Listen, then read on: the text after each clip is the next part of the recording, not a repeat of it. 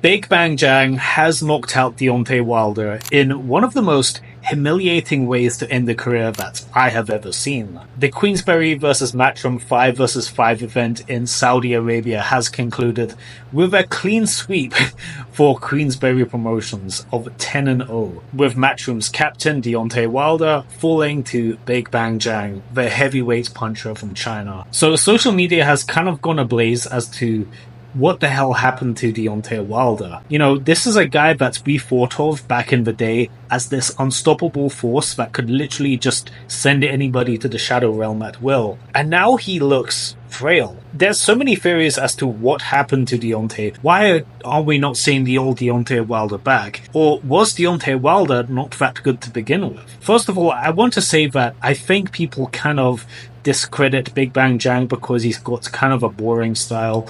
Let's be real. But he is actually quite technical and a big power puncher himself. I don't like how people are not giving credit to Big Bang Jang. Like, the guy is a legit heavyweight. Like, he's up there at this point. I'd fancy him fighting Anthony Joshua or Dubois. But the real story is, of course, Deontay Wilder getting smoked. Really, the entire fight, Deontay Wilder was getting outboxed, which isn't something that is that surprising. Everybody thought that Deontay Wilder wouldn't be able to outbox Zhilei. But I think what we're disappointed by was Deontay Wilder's inability to pull the trigger and really let that right hand go. His trademark touch of death that saw him soar through the heavyweight rankings back in the day just doesn't seem to be there anymore. We saw a little glimpse of that killer instinct from Deontay at the last round, but it just wasn't enough. It's too little too late, and Big Bang knocks him the hell out. Now, many people are going to have their takes as to what happened to Deontay Wilder, and I have my own take. So, I think there's a number of things going against Deontay Wilder. Number one, he started boxing when he was 21. You know, you've got to figure that there's a lot of lost years there of training and learning the fundamentals when you're at a young age that Deontay Wilder didn't get. So, a lot of these criticisms of him not being able to box or his style being fairly simplistic, I think is kind of inevitable. Keep in mind, Deontay Wilder was going up against Zhilei, who has been training in boxing since his childhood. If you know anything about the Chinese sports system, it's very similar to the Soviet bloc countries, where Usyk, Lomachenko, and Dmitry Bivol come from. China has a similar way of raising up their athletes. They kind of copy and pasted the Soviet model. Naturally, these guys drill technique since childhood. Although Zhilei is not by any means the most impressive or most exciting fighter, he does have great knockout power, and he is a technical boxer. And we saw a gulf in difference. This isn't something new. Like, we've seen Deontay Wilder look completely outboxed against Luis Ortiz. I think that's the first time people really clocked that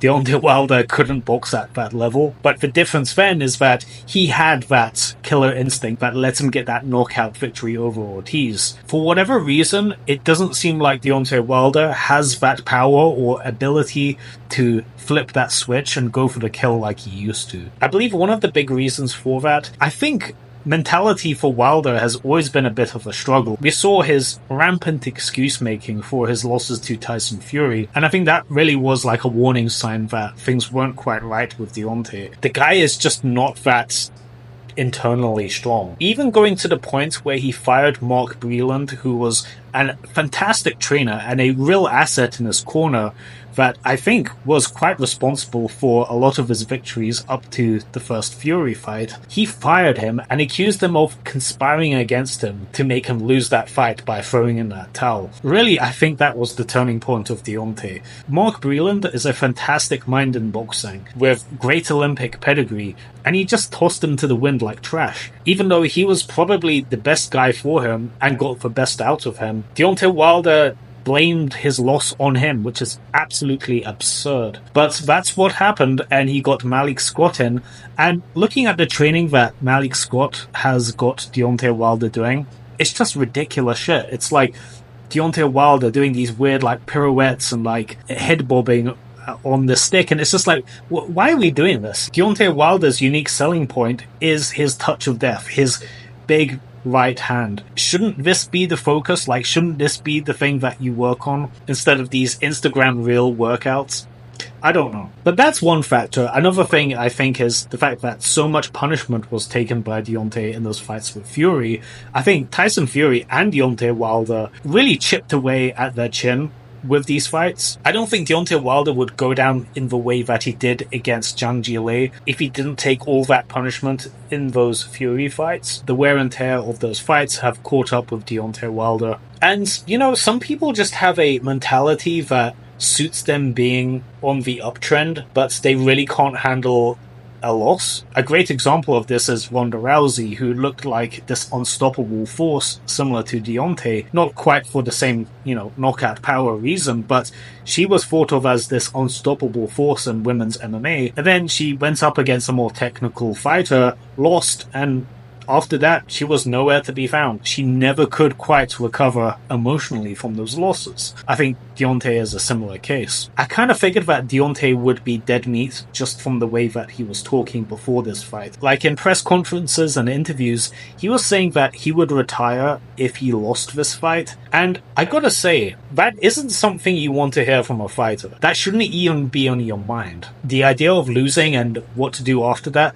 like you know how people say you should never look past the fighter. Well, Deontay Wilder was looking past himself. He was already planning for the loss. And, he was saying, the old Deontay Wilder is back. But the old Deontay Wilder, when he was on that warpath leading up to Tyson Fury, would never say some shit like that. Like, that is just something that you would only say if you're already in, like, this victim mindset. That was kind of the clue to me. Zhang would beat Deontay Wilder. Like that shark in the water, when he smells blood, Deontay Wilder we saw, would never utter those words in any press conference leading up to a fight. But there you go. I actually kind of feel bad for Deontay Wilder. Although I really dislike all those excuses that he made for the Fury fights and all of those insane accusations and just batshit insane conspiracy theories he came up with for why he lost, I still kind of feel bad for him in how his career has ended. This guy has brought us some of the best fights of this era.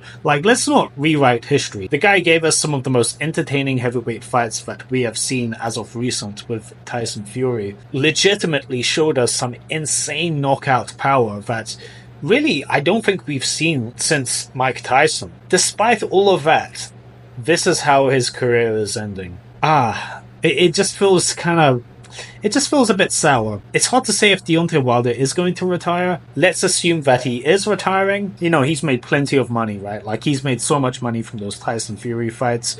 He has made multiple millions of dollars. Like, he is set up for life unless he just goes apeshit with his money. But assuming he doesn't do that, like, him and his family are set for life. He's good. I would say if we're taking him on his word and this is his last fight, I can't really be too mad about it. Like, the guy gave us his all. Like, he really did put his heart on his sleeve and did give us the best fights possible, at least in the Fury trilogy. Like, the guy legitimately gave it 100%. He put on a pair of gloves when he was 21. The fact that he made it this far is quite impressive, I would say. If that's the last time we see him, and I think there's reason to believe it is, I think we saw some good stuff from him. Let me know what you guys think in the comments below.